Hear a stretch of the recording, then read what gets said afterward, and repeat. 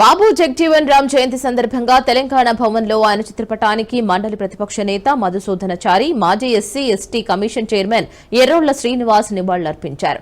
అట్టడుగు వర్గాల అభ్యున్నతి కోసం పాటుపడిన వ్యక్తి బాబు జగ్జీవన్ రామ్ అని ఎర్రోళ్ల శ్రీనివాస్ అన్నారు.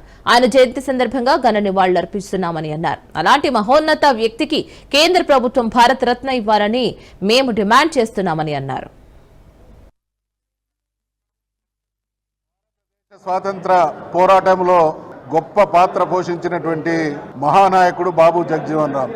దేశ స్వాతంత్ర సముపార్జనలో కావచ్చు, తదనంతరం సుదీర్ఘ కాలం పాటు బహుశా ఇప్పటి వరకు భారతదేశ చరిత్రలో అత్యధిక సమయం మంత్రిగా పనిచేసినటువంటి మహానుభావుడు బాబు జగ్జీవన్ రామ్. వాస్తవానికి ఈ దేశానికి ప్రధాని కావలసినటువంటి అన్ని అర్హతలు ఉన్నటువంటి గొప్ప నాయకుల్లో మొదటి శ్రేణిలో ఉండే మహానుభావుడైనటువంటి జగ్జీవన్ రామ్ గారు ఈ దేశంలో ఉన్నటువంటి తాడితుల పీడితుల అణగారిన వర్గాల సంక్షేమం అభివృద్ధి కోసం, వాళ్ళ జీవితాల్లో వెలుగుబాటలు నింపడం కోసం ఆహారాహారం కృషి చేసినటువంటి మహానాయకుడు.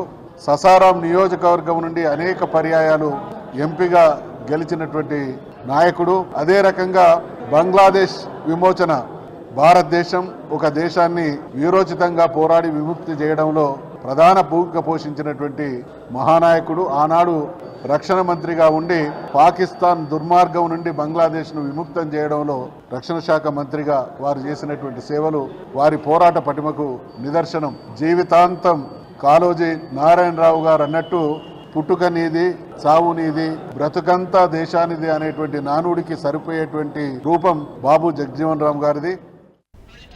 భారత్